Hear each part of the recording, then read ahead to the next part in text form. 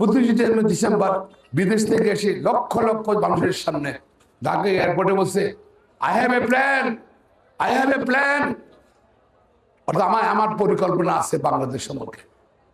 তার এই প্ল্যানের মধ্যে কি আছে?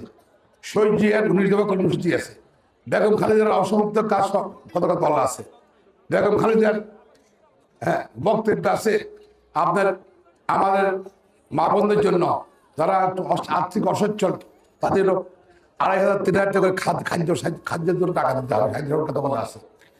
তার এই বক্তব্য বলা আছে কি আপনার প্রত্যেকটা নাগরিক বাংলাদেশের তারা সরকারি স্বাস্থ্য সেবা পাবে, তার অধিকার এই ব্যবস্থা করা হবে।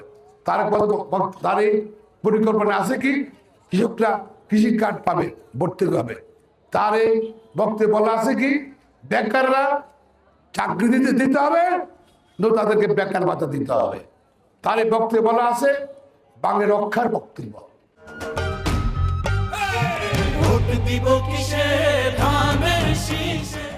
আমরা আজকে দেখেন 15-16 বছর ইন্ডিয়া টাইমস আমলে নাকি ইন্ডিয়ার রশিদ টাইমস ভারতের দিকে, হ্যাঁ এখন স্যার পাকিস্তান টাইমস স্যার নাকি, হ্যাঁ এই নো, আমরা বাংলাদেশি, আমরা জাতিবাদের কি মাকে যেরকম ভালোবাসি, মা অসুস্থ হইতে পারে, কালো হইতে পারে, অন্ধ হইতে পারে, বোবা হইতে পারে, বিকলাঙ্গ হইতে পারে, তারপরও সন্তানের কাছে পৃথিবীর সবচেয়ে সর্বশ্রেষ্ঠ বইল তার মা নাকি, হ্যাঁ।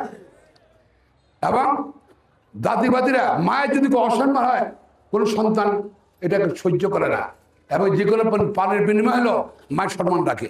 আমরা যারা বিএনপি করি মাকে যেরকম ভালোবাসি দেশকে কিভাবে ভালোবাসি, আমরা ইন্ডিয়া বুঝি না, পাকিস্তান বুঝি না, আমরা এইটা আমাদের সঙ্গে পার্থক্য। তার প্রমাণ তার পরিকল্পনায় এটা আছে। আমরা একটা আমূল পরিবর্তন দেবো শিক্ষা ব্যবস্থায়, এই পরিকল্পনা আছে। আর স্থানীয়ভাবে আমার একটা প্ল্যান আছে, সে প্ল্যান অনুযায়ী চাকরি সোনামুড়িতে প্রত্যেকটা বাচ্চা এডুকেশন আমি হাইলাইট করবো। প্রত্যেকটা বাচ্চা পড়তে হবে, আপনি সবাইকে নিয়ে মানুষ করবো, স্থানীয় লোকজন নিয়ে প্রত্যেকটা বাচ্চা পড়তে পারবে না, খাওয়া নাই খাওয়ার ব্যবস্থা করবো, কাপড় নাই কাপড়ের ব্যবস্থা করবো, এবং পড়তে হবে, কাউন্সিলিং করে বুঝাবো। এবং আমরা যদি 15 বছর পরে দেখবেন যে 100% শিক্ষিত করতে পারি, পরিবারটা গর্ব অনুভব করবে, এলাকাবাসী গর্ব অনুভব করবে, এবং আমার 4 জনের মানুষ গর্ব অনুভব করবে। আমরা একটা মডেল নির্বাচনে করতে চাই।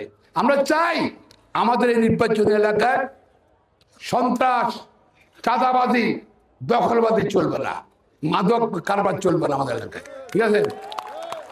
আমরা চাই নিরাপদে মানুষজন চলতে ফিরতে পারে, আমরা চাই উন্নয়ন চাই। এই যে রাস্তার কথা বললেন, যে রাস্তার কথা বলে নির্বাচনের সময় সরাসরি বলতে পারছি না, শুধু বলতে চাই আপনার আমার ভাই, আপনার সমস্যা আমার সমস্যা, আমার সমস্যা আপনার সমস্যা। আপনারা ভোট দিয়ে 12 তারিখে আমাকে ঋণী করবেন। আগে 8 সালে ঋণী করেছিলেন, ভোট দিয়ে 5 বছর জন্য ঋণ দিয়েছিলেন, একটা ভোট দিয়ে আমি 17 বছর সে ঋণ শোধ করেছি। আর 12 তারিখ ঋণ ভোট দিয়ে ঋণ করলে ইনশাল্লাহ আগে 5 বছর সেই ঋণ শোধ করবো।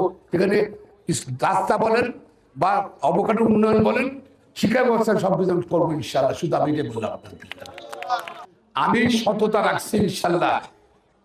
অনেক চ্যালেঞ্জ আমি পালাই থাকি নাই, যুদ্ধ করেছি ন্যায়ের পক্ষে অন্যায়ের বিরুদ্ধে। সেই বেগম খালেদার পরিবার বলেন, নেতা কর্মীদের পক্ষে বলেন, স্বৈরাচারী সরকারের বিরুদ্ধে বলেন, এমনকি 24-এর গণ অভ্যুত্থানের সময় ছাত্রদের ধরে যাচ্ছিল, কোন জামাতের নেতা বা অন্য কোনো নেতাকে দাঁড়ায় নেই ছাত্রদের পক্ষে। আমি নিজে গিয়ে বলেছি ছাত্র ইনোসেন্ট, তাদের ছেড়ে দাও। আর বলে স্যার আমি এখন ছাড়তে হবে, ছেড়ে দাও, সার থাকলে আমি ধরে আমাকে অ্যারেস্ট করে নিয়ে যাও, মনে আছে? আমি বেগম খালেদার কথা আমি রেখেছি নাই, ওনার কথা রেখেছি। আমি অন্যায়ের প্রতিবাদ আমি সব শুরু করি। আর আমি সে বলছিলাম যে 8 সালে যে আমি এমপি নির্বাচিত হলে চাটখিলে আমি থাকার মতো একটা জায়গা করবো। আমি 1 বছর পরেই কিন্তু আমি একটা ফ্ল্যাট কিনছি, বোধ আপনার অনেক সেন্ট্রাল পয়েন্টে ফ্ল্যাট 40 লাখ টাকা খরচ করে ফ্ল্যাট কিনছি চাটখিলে। শুধু আমারও চাটখিলে বাড়ি আছে, কিন্তু এখন তো চাটখিলে আমি চাটখিলে মানুষ, কিন্তু আপনাদের অধিকার আছে চাটখিলে মাটির উপর, আমার একই অধিকার আছে।